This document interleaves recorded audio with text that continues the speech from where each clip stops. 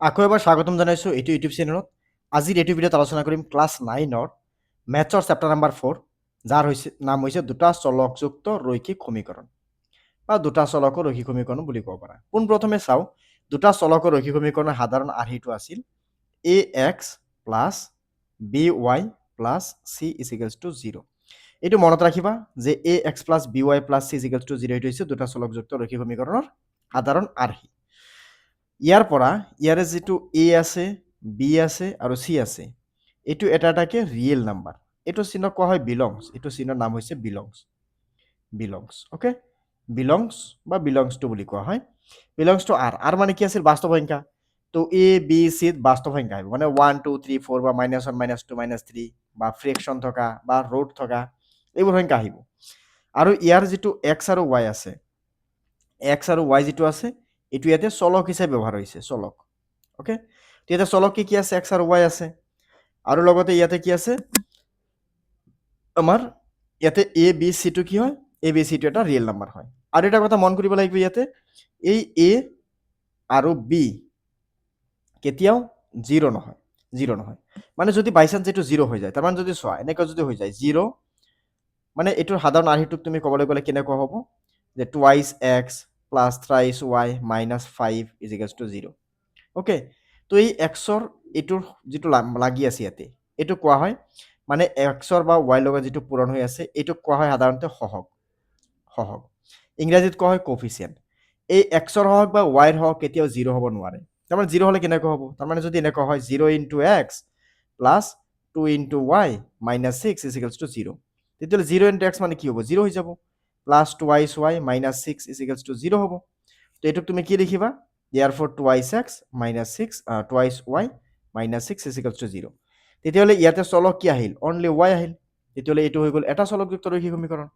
সেয়ে ইয়াতে এনেকুৱা হ'ব নোৱাৰে, ইয়াতে এক্স আৰু ৱাই দুটাই থাকিব লাগিব। এতিয়া এটা কথা মন কৰিবা যে ইয়াতে সদায় এক্স আৰু ৱাই চলক থাকিব নেকি? নহয়। কেতিয়াবা ইয়াতে চলক গৈ কিনে তোমাৰ পি এণ্ড কিউ চলক হ'ব পাৰে, নাইবা ইয়াতে ইউ এণ্ড ভিউ চলক হ'ব পাৰে। অ'কে, কিন্তু বেচিকেলি এক্স আৰু ৱাই চলক হিচাপে বেছিকৈ ব্যৱহাৰ কৰা হয়। ঠিক আছে, এতিয়া চোৱা নেক্সট যদি আমি চাওঁ, এতিয়া এক্সাৰচাইজ নাম্বাৰ 4.1। তো এক্সাৰচাইজ নাম্বাৰ 4.1ত কি কৈছে? ইয়াতে পোনপ্ৰথমে আমি ইয়াতে কি কৰিব লাগে? এই ষ্টেটমেণ্টখিনি পঢ়ি কেনে ইয়াৰ ৰৈখিক সমীকৰণ উলিয়াব লাগে।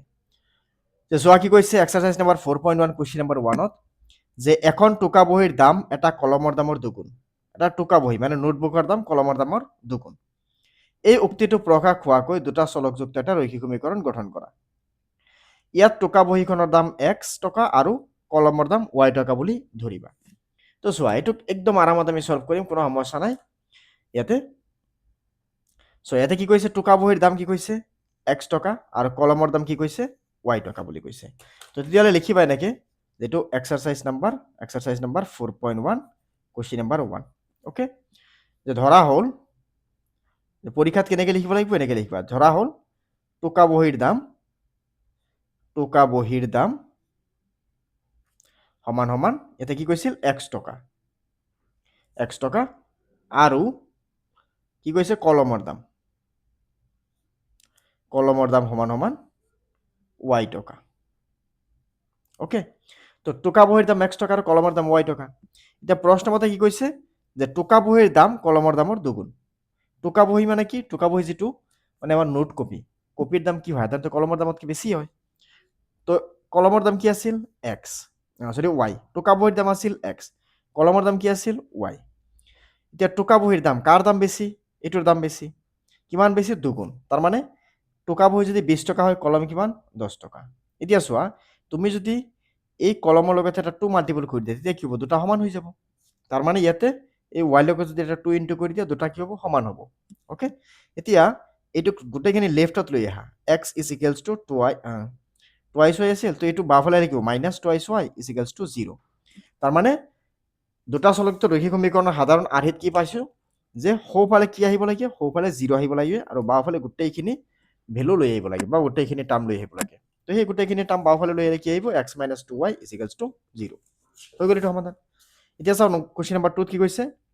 তলৰ ৰৈখিক সমীকৰণবিলাক ax plus by plus c is equals to 0 আৰ্হিত প্ৰকাশ কৰা আৰু প্ৰতিটো ক্ষেত্ৰত a b c ৰ মান লিখা। একেবাৰে ইজি প্ৰশ্ন আছে, এনেকুৱা ধৰণৰ প্ৰশ্ন এক্সামত বেছিকেলি দেখা নাযায়, কাৰণ বেছি ইজি হয় এইবোৰ কুৱেশ্যন।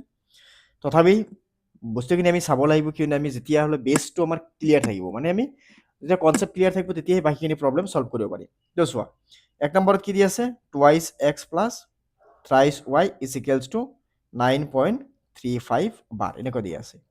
তো গোটেইখিনিক লেফ্টত লৈ আহা, twice x plus thrice Y আগৰ পৰা লেফ্টতে আছে, এইটো পজিটিভ আছে, বাওঁফালে লিখিব negative 9.35 bar is equals to 0। এটা কথা মনত ৰাখিবা, এইটো সমান চিন আছে, এইটো লেফ্ট হেণ্ড চাইড আছে, এইটো ৰাইট হেণ্ড চাইড আছে। তো যদি লেফ্ট হেণ্ড চাইডত কোনো এটা বস্তু পজিটিভ থাকে, এইটো ৰাইট হেণ্ড চাইডত ল'লে নেগেটিভ হৈ যায়। আকৌ নেগেটিভ বস্তু ৰাইটৰ লেফ্ট পৰা যদি লেফ্টত হয় পজিটিভ হয়। আকৌ পজিটিভ থাকিলে কি হয়, নেগেটিভ থাকিলে পজিটিভ হয়, পজিটিভ থাকিলে নেগেটিভ হয়। ইনটু থাকিলে কি হ'ব, ৰাইট চাইডত গ'লে এইটো ডিভাইড হৈ যাব, ডিভাইডটো লেফ্টত আহিলে ইনটু। আকৌ ইয়াতে ডিভাইড যদি লেফ্টত থাকে, সেইটো ৰাইট চাইডত যদি লৈ যোৱা তেতিয়াহ'লে ইনটু হৈ যাব। এই ইনটুটোক যদি লেফ্ট চাইডত লৈ আহা তেতিয়াহ'লে ডিভাইড হৈ যাব। অ'কে, এতিয়া চোৱা নাম্বাৰ 2ত কি দি আছে, নাম্বাৰ 2 দি আছে এক্স মাইনাছ ৱাই ডিভাইডেড বাই 5 মাইনাছ, চৰি ইয়াতে আৰু এটা বস্তু আমি লিখিব পাহৰি গ'লোঁ। ইয়াতে তাৰ লগতে কি লিখিব দিছিল যে এ বি চিৰ মান। তো ইয়াতে এ মানে কিমান, ইয়াতে চোৱা, ইয়াতে 8 ঠাইত কি আছে, 2 আছে, বিৰ ঠাইত কি আছে, 3 আছে, আৰু চিৰ ঠাইত কি আছে, মাইনাছ 9.35 বাৰ আছে। মানে এইটো কি আছিল আমাৰ, a x plus b y plus c is equals to 0 আহি আছিল। তো 8 ঠাইত 2, বিৰ ঠাইত 3, চিৰ ঠাইত মাইনাছ 9.35 হৈ গ'ল। এতিয়া চাবি নেক্সট কুৱেশ্যন নাম্বাৰ 2। এতিয়া চোৱা কুৱেশ্যন নাম্বাৰ 2ত কি দি আছে, ইয়াতে দি আছে x minus y by 5 minus 10। এতিয়া নাম্বাৰ 2ত দি আছে x minus y by 5 minus 10 is equals to 0, এইটো দি আছে।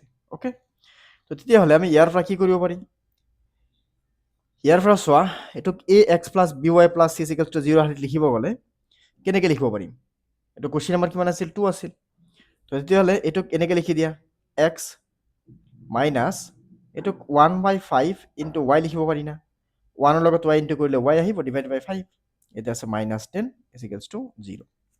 চ' দিয়াৰ ফৰ ইয়াতে এ মানে কিমান পাবা, এ মানে আছে কিমান, এক্সৰ লগত একো নাই মানে কি, এটা 1 পূৰণ হৈ আছে। বি মানে ইয়াতে কি আছে, -1/5 আছে, এণ্ড চি মানে ইয়াতে কি আছে, -10 আছে। নাম্বাৰ 3ত চোৱা, নাম্বাৰ 3ত কি দি আছে, -2x plus thrice y is equals two 6। তো এইটোক আমি কি লিখিব পাৰি, -2x plus thrice y minus 6 is equals to 0। তেতিয়াহ'লে ইয়াতে এ মানে কিমান আছে, -2, বি মানে কিমান আছে ইয়াতে 3, চি মানে ইয়াতে কিমান আছে, -6। এতিয়া নাম্বাৰ 4ত চোৱা, নাম্বাৰ 4ত কি দি আছিল, এক্স মাইনাছ থ্ৰাইচ ৱাই, ইয়াতে দি আছে x is equals two থ্ৰাইচ Y. তো এইটোক লেফ্ট চাইডত লৈ আহা, তেতিয়াহ'লে এক্স মাইনাছ কি আহিব, থ্ৰাইচ ৱাই ইজ ইকুৱেলছ টু 0। তেতিয়াহ'লে ইয়াতে কি লিখিবা, এ মানে কিমান, এক্সৰ লগত একো নাই মানে ইয়াতে এটা 1 ইনটু হৈ থাকে, তো 1, বি মানে কিমান, -3, চি মানে কিমান, ইয়াতে চোৱা চি আছে জানো, চিৰ কোনো ভেলু নাই, তাৰমানে চিৰ ভেলু হৈছে 0 হৈ গ'ল। এতিয়া চোৱা নাম্বাৰ 5ত কি দি আছে, 2x minus 5y, 2x is equals two -5y, এনেকুৱা দি আছে। তো তেতিয়াহ'লে ইয়াতে 2x ৰাখি দিয়া, 2x লেফ্টত ৰাখি দিয়া, 2x -5y এইফালে লিখিব +5y ইজ ইকুৱেলছ টু 0। তেতিয়াহ'লে ইয়াতে এ মানে কিমান, 2, বি মানে কিমান, ইয়াতে কিমান আছে, ৱাই ঠাইত 5। নাম্বাৰ 6ত চোৱা, thrice x plus 2 is equals to 0। Okay, তো তেতিয়াহ'লে এইটোক প্ৰথমে কি কৰিব লাগে, a x plus b y plus c is equals to 0 আহি বনাব লাগে। অ'কে, তো চোৱা, এইটোক তুমি যদি এনেকৈ +0 ইজ ইকুৱেলছ টু 0 এনেকৈ লিখি দিব পাৰিলা হয়। এইটোক তুমি থ্ৰাইচ x plus 0 into Y plus 2 is equals to 0 এনেকৈ লিখিব পাৰা, হয়নে নাই, এনেকৈ আমি লিখিব পাৰোঁ এইটো। ইয়াতে চোৱা, এৰ ঠাইত কি আছে, 3 আছে, বিৰ ঠাইত কি আছে, 0 আছে, চিৰ ঠাইত কি আছে, 2 আছে, হৈ গ'ল। এতিয়া নেক্সট যদি চোৱা, নেক্সট নাম্বাৰ কিমান আছে, এইটো নাম্বাৰ 7। নাম্বাৰ 7ত কি আছে, y -2 ইজ ইকুৱেলছ টু 0। তেতিয়াহ'লে এইটোক আমি এনেকৈ লিখিব পাৰিম না 0 into x plus y minus 2 is equals to 0।